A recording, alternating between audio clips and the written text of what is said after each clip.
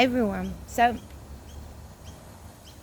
I'm inspired to share, and I want to talk to everybody a little bit about magic and how it relates to creative enlightenment and how both men and women operate within the magical spheres of reality, how we can create with our intent, and a little bit of the basics of how magic operates. And my intention is that we will all recognize more in ourselves our innate capacity to create magic and an expanded awareness of how much we are already doing it. And with that awareness, we can bring deeper transformational healing to not only ourselves but also to others. And we can also share and express in a way that is more interconnected to the fundamental fabric of life. So, creative enlightenment, as we've discussed before, is the activation and alignment of the creative center, either of womb for the woman or prostate for the man, with the heart in the magical shape of the infinite eight, with and through the soul center. And I've made another video about that, which is going to explain it in more detail than I am now. And it's called Love Part 1, Creative Enlightenment. And the reason that this is important to know when we discuss magic is that every single one of us is constantly creating. And all that magic is universal energy and our capacity to either conjure it, work with it, transform it, transmute it, heal it, expand it, or if necessary, limit it. These are all magical tools. Most of us use them in our daily lives without even having an awareness of it. So if we're cooking a meal, we're using our magical creative housings, either of womb or of prostate, to bring in a recipe, to conjure specific ingredients within our feeling or our magic centers to feel the recipe. And that's a good example because it changes with every person you're going to cook for. And that's a very, very beautiful way to express how magic works. So if I'm cooking for my twin, Kevin, what I cook and how I feel what I'm going to cook is very different to if I was going to cook for my grandma. He likes different flavors. He enjoys chili. He enjoys a lot of pepper. My grandma is about flavor and she likes it too, but she has a different feeling of what's good. And that's a beautiful example of day-to-day use of magic. So for a long time in some ancient cultures, the womb is being called a cauldron, or in essence in that the magic vessel or the magic housing, where energy is intentionally brought in or conjured to create something. And so for the women it's the womb, and then for the men it's the prostate. And the men project the energy from their sacred creative center, and the women bring the energy in. And this can be useful for, so for example, if you're doing healing work, or if I'm doing healing work, my intention is to bring in all of the necessary medicine, all of the necessary healing that a person needs. And I create unity with everything that they are bringing to me within my own being before they've even entered the room. And some things may take me longer, but what it is that I am doing when I'm working with somebody, and what most healers are going to be doing, is using their own vessel as a conduit for transformation. And that is how we expand ourselves as healers, because we're able to hold more and more and more medicine and greater capacity for unification of another's ailments or separations.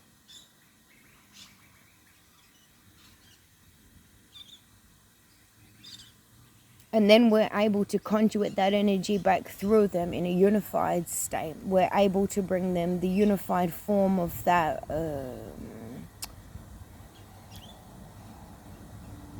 of a particular affect that they're suffering with.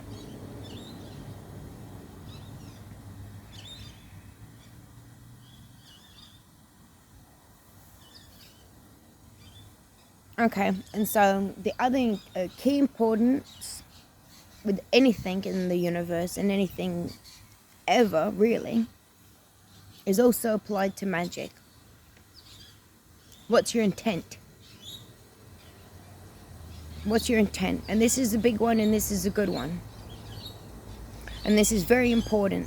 Before you start summoning anything, before you start creating anything, before you start transforming anything, before you start healing anything, before you even think about thinking about it, what is your intent? And get really clear with yourself about that. And be honest with yourself. Don't mess with yourself by lying to yourself about it. It will only come back and bite you. What is your intent? And if you're not prepared to create with loving intention, firstly, you're not going to be working through a space of creative enlightenment.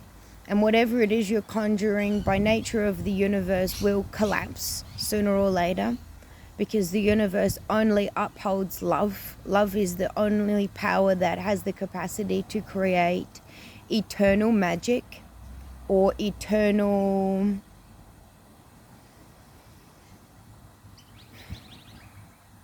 constructs, frameworks, eternal transformation, eternal healing, anything that you're wishing to create. Only love has the power to create it eternally, which is why it's so important, especially at this time, to be creating from a place of heart-centered unity and oneness.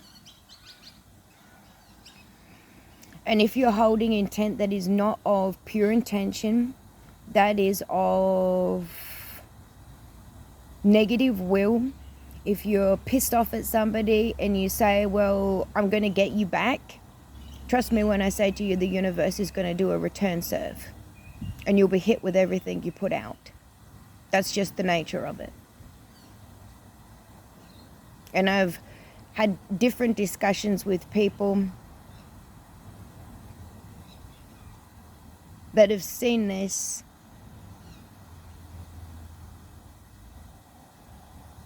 but they don't want to acknowledge it. But this is the nature of the universe. We are gifted with the experience of exactly what we create. That is a gift. So we know exactly what it is that we are sending out to another. And we can then sit with deeper wisdom in our own beings in saying, is that a worthy creation?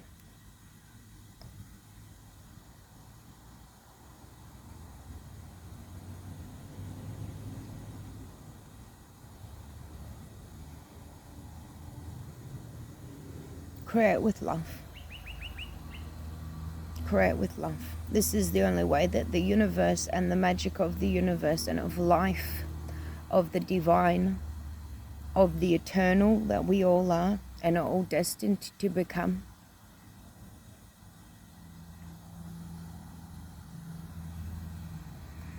in our own ways.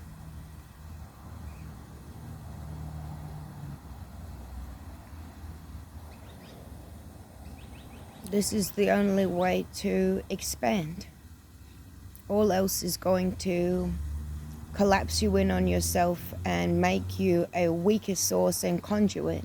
The dark energies and those wishing to work with darkness and ill intention are constantly looking for others to feed off of.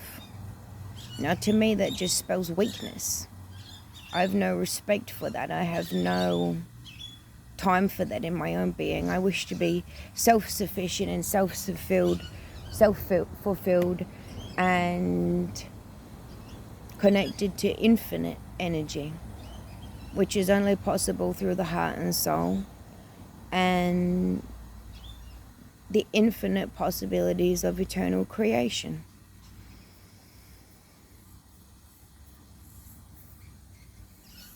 And yes, in balance and with absolute wisdom and integrity, and in that you must know what you're doing if you're choosing to work with black magic. What is your intention? The same question. What is your intention? Sometimes it can be very useful, but only in the right way.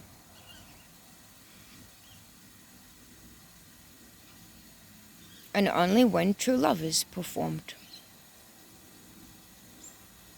It can't be another way. Or like I said, you'll end up collapsing yourself. And at this time space in reality, we're seeing the final shutdown of the energies that we're wishing to create with ill intention towards others. They no longer prevail. So if we're wishing to work and to create, work with love. Like I said, it's really the only way forward here. But we can create such magical things with that. To me, I don't feel like I lucked out, ever. And I never feel like I'm anything less than fulfilled, especially when I can see what it is possible to be created with love. And if it's not working out as well as you thought, or if something isn't feeling quite right, or you feel itchy, scratchy, or whatever it is, and whatever it is you're creating and conjuring, more love. Always more love.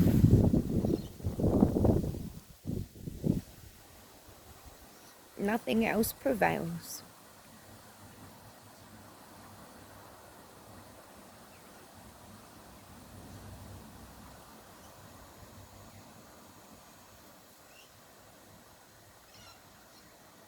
Okay, so that's a nice one. The elements are a good reminder. And they're part of what we have to work with. And the absolute truth is that the more that we open up our own creative centers, and that's the heart, and then the womb or the prostate, depending if you're a man or a woman, and the more they expand with love's consciousness and then with the soul, the more that you're going to come into your own innate knowing of the magic that you hold. And the more that you're going to be left in absolute awe of the remarkable capacity we each have. Your soul absolutely knows what your best strength is, what your forte is. And how do you begin on a path? If you've never created magic or had intention of creating magic before, or to heal or to transform, whatever it is you wish to bring into unification.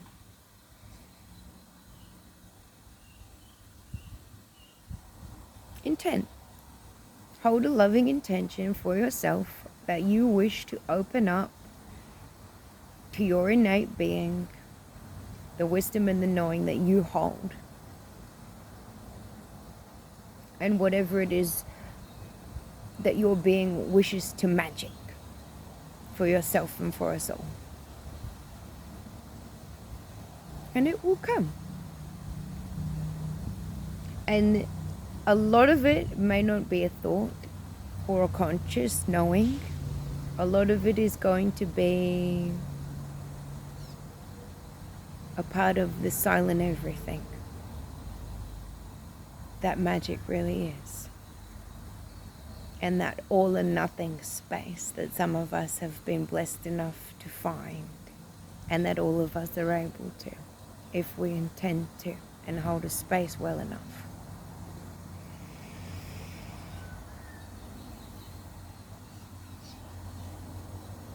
We all have the capacity to. And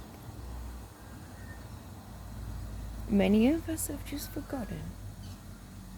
but there have been many beings that have shared the absolute truth of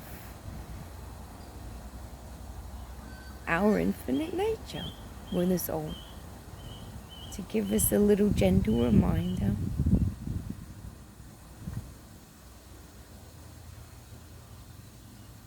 of who we really are.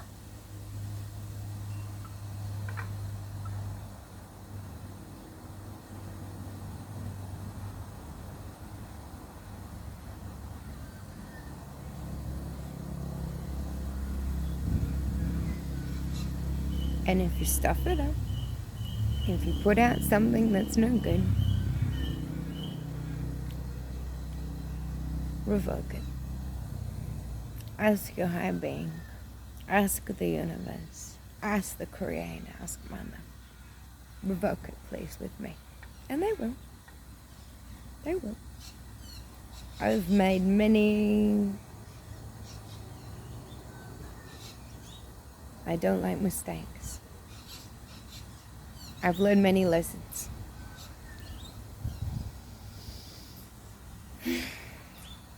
They have our backs.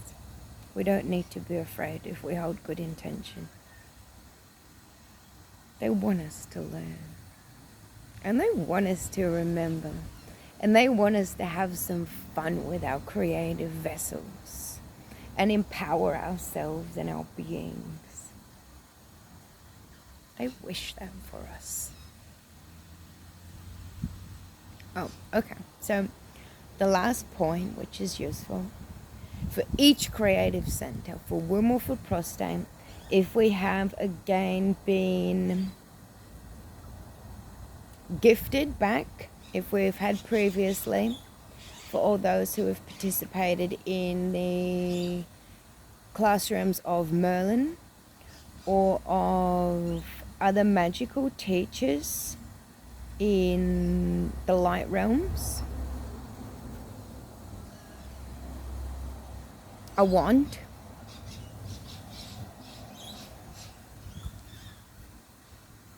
or if they have attained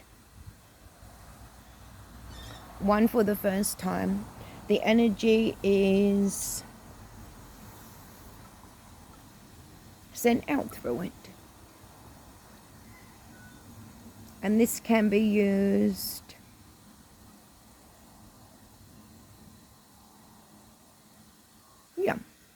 it's used to send out energy. And the energy that we channel through our own vessels and beings, womb or prostate, heart included, the wand is a channel for. And the same as your own soul, it is, here, we'll do Harry Potter. The wand chooses the wizard. It's made for you. It's made for you. Whatever it is that has been brought to you is made for you and is in line with your own energy. And don't worry if you haven't yet. Again, if you wish for one, hold an intent.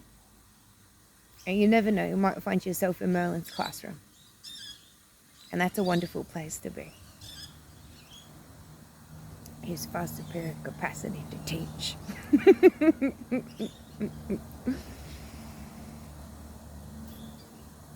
I recommend it. I recommend it. So, all that said, beloved humanity, magical beings, we all are. Go have fun with life.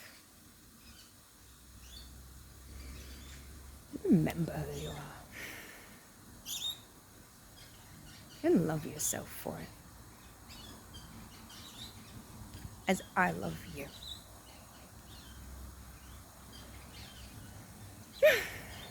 Good. So I thank you. And that's that. Love, Victoria.